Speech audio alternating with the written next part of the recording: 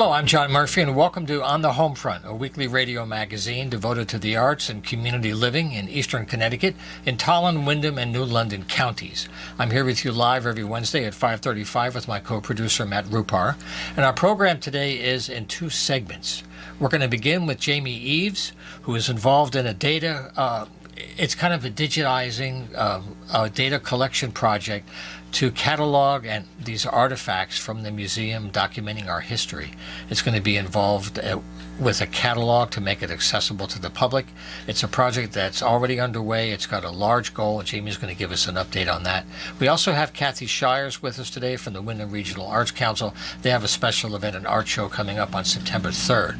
So Jamie Eves, thank you for joining us once again. Appreciate your help today. Thank you for asking me. Now, of course, Jamie was a director of the Mill Museum for a long time. He's currently a volunteer, and he's serving as the development director, working on this incredible data project. So I want to thank you for trying to continue your work to save our history, and now making it accessible to anyone online is just a revolutionary resource. It really is. It's the direction that museums are now going in, that they're no longer just places that people have to visit, and that virtual components to museums are becoming the norm. So what we have done is we were able to get grants from Connecticut Humanities and from the Connecticut League of History Organizations for the purposes of creating an online catalog. And there is a commercial product that we bought. One of our members anonymously gave a donation to buy the first year's subscription to it. It's called Catalog It, is the name of this online catalog. But what it means is that when we input data on things that are in our collection into this catalog, that means the general public has access to them. You don't have to come to the museum anymore and use our computers to see what we've got. Right. And it includes images of things that are there. So some of these are high-res scans that we had made under a grant a few years ago. Some of them are things that we're making right now with camera equipment. Camera equipment, scanners are among the things that the grant from Connecticut Humanities paid for.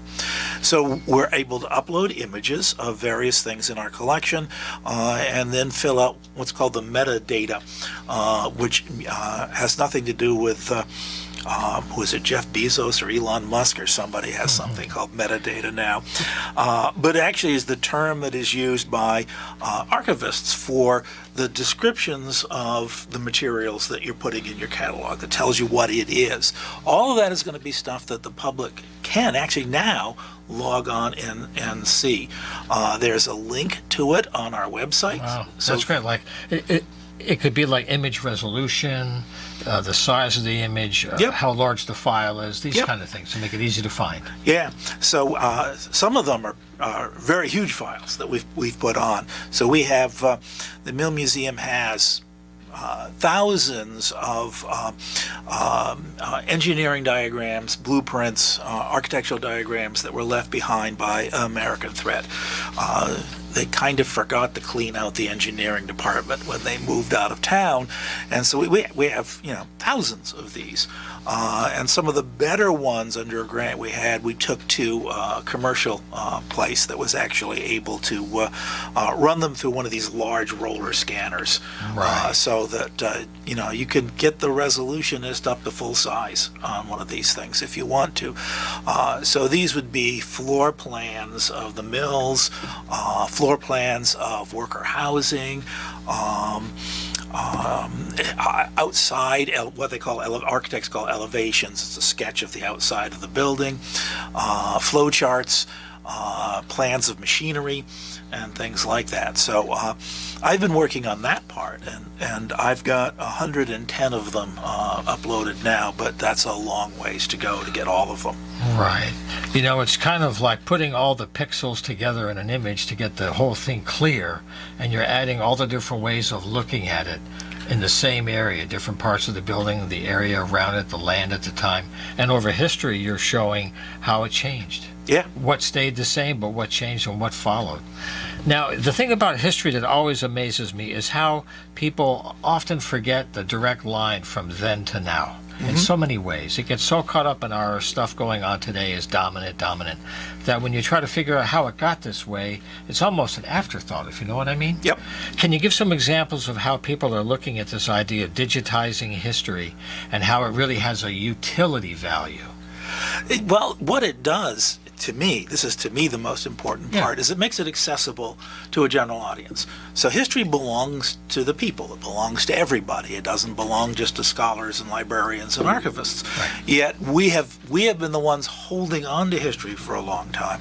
Now the general public can have that. So if you live in a house in the Oaks neighborhood in Willimantic, those houses were built by the Willimantic Linen Company for skilled workers. You can now get the floor plans and early architectural plans of your house and what it looked like when it was first built. And you can look at those.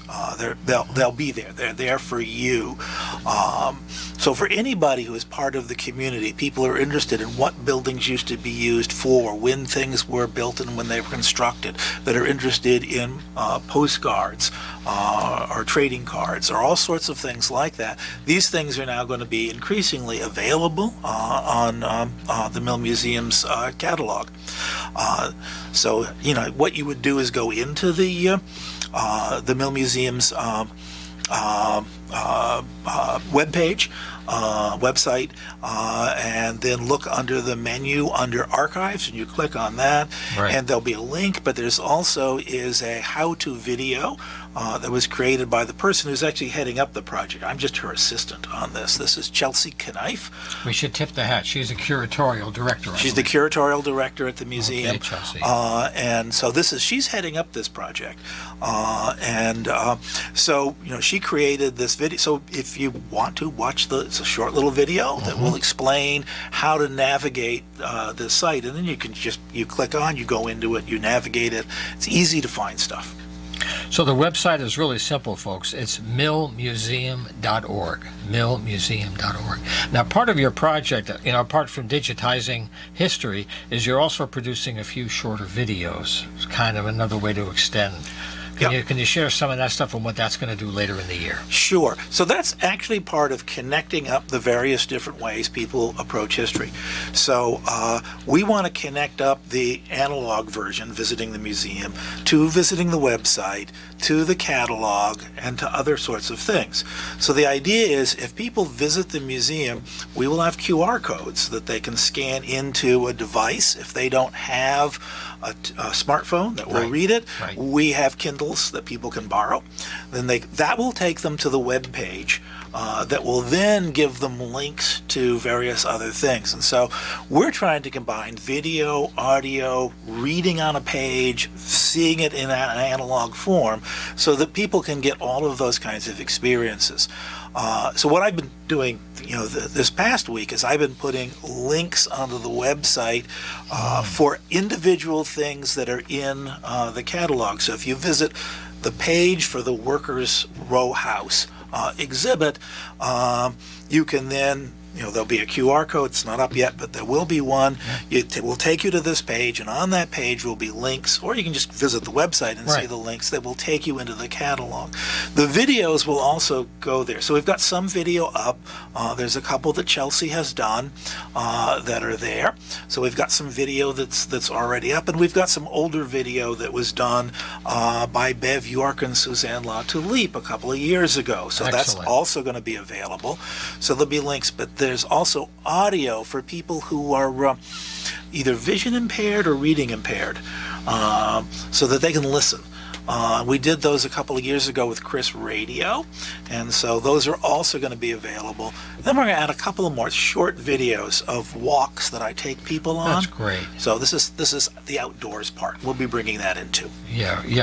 CRIS is Chris Radio. It's the Connecticut Radio Information Service, and it's a fantastic resource. Well, this is amazing how you're helping to make history accessible, because, if you're saying how did people live back then? What was it like for them after work? Well, this is one way to really get into what it was and to try to visualize it. So it's really great work. So we'll have Jamie back later in the year to update this project as well and talk more about the website. Again, it's millmuseum.org, and you'll see it as it grows. Now, I just want to bring in Kathy Shires. She's our president at the Wyndham Regional Arts Council. We've had her on several times in the last couple of years. Kathy, welcome back to the house. It's good to have you here again. Thank you. Thanks, John, for having me again. You betcha. Now, the reason why we have Kathy here today is that she's going to be active with something tomorrow on our third Thursday, which you should remember, tomorrow, Thursday, is third Thursday. Don't forget to be there. I'll be there, that's for sure. And also, September 3rd is a big day for you. So please share the news. Okay, so yes, tomorrow during Third Thursday, everyone who attends the festival, particularly if you have children with you, and we know many children will be there, stop in the Willimantic Library. We will be doing a musical instrument showcase in which we'll have a cadre of several different musicians who will be just demonstrating the playing of their musical instruments. And of course, the purpose behind this is to spark interest in a child to play music or sing. Where all of that will be featured tomorrow. Make some noise. Make some noise, and it's good noise. We will be serving some refreshments and little kid-friendly snacks and so forth, and no one will go away sad because music will be in the air. So then we, as you mentioned, the September 3rd art show to be held on the Gilson Square Park, where from 10 a.m. to 4 p.m. We are hosting an outdoor art show. And this show, we've got 20 plus vendors already signed up for the show. Registration is still open for anyone who would like to be a vendor at the show, any maker or artist. If this is your thing, and doing our registration fee is very reasonable at $25 for anyone who would like to be a vendor. But of course, we also want to have patrons. We want to have people show up and enjoy the array of work that is going to be featured there, and also plein air artists who will be demonstrating their work at their easels. Yeah. Maybe you could mention the website while we're talking about the internet so people can find out about what you're talking about and how to sign up. Sure. Our website is www.wyndhamrac, all one word, wyndhamrac.org. Right. And all the registration information is right there on the events page. Yeah. So we're doing this in mid-August. You still have some more time if you want to get involved, and it's local right here on our home base. So if you have any work you want to share, this might be a great opportunity.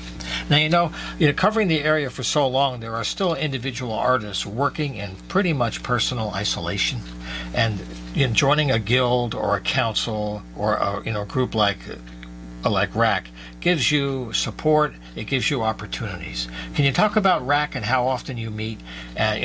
We just gave the website, but how can individuals help themselves on their own path by collecting a larger effort?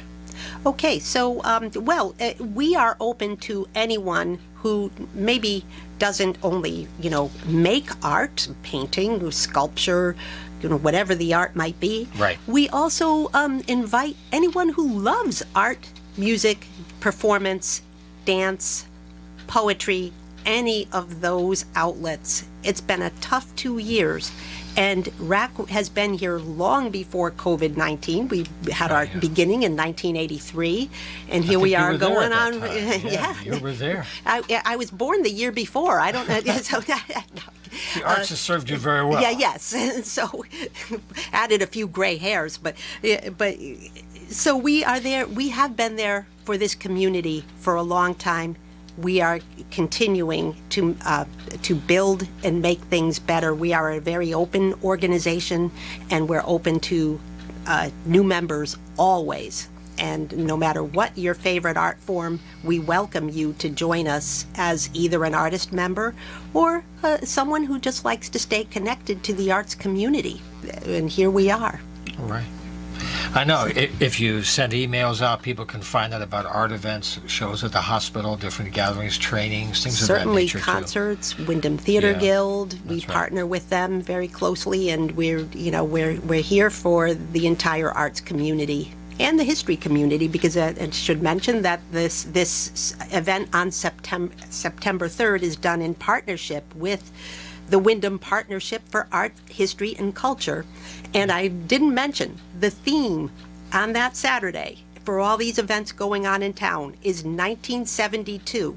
So we invite everyone to bring their tie-dyed shirts, their peasant dresses, their sandals, their mood rings, whatever. 50 years ago. And it doesn't seem like that, does it? But there will be a soundtrack of the song playing from the stage during the show. Okay. Well, this is great news, and I want to thank Jamie and Kathy for being here today. To find out more about the Wyndham Regional Arts Council, it's wyndhamrac.org, and to connect to the Mill Museum, Jamie's project, and everything else going on there, just go to millmuseum.org. I wish you a great fall ahead. We'll look forward to having you back again. Thank you, guys. Thank you. Thank you, John. Well, our time always flies here. I'll look forward to seeing you next week for another edition. If you'd like to be here in the studio to share the good news about the things that you're doing, don't be shy. Just let us know, and we'll have you here before you know it. Use the email john@humanartsmedia.com. And we'll see you next week. Take care.